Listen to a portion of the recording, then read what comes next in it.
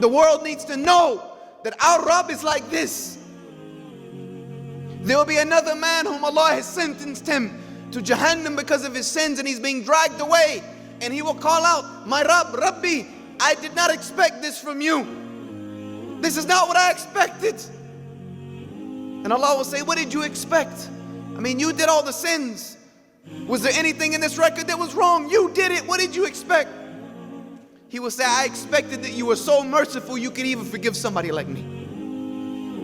And Allah will say, he called me by my mercy, so he finds me merciful. Let him go, I forgive him and enter him into Jannah. This is our Rabb. And we act like we're too tired to pray, like the Imam said, you're too tired. You're too caught up, too busy to worship the one who can forgive you from everything you've done.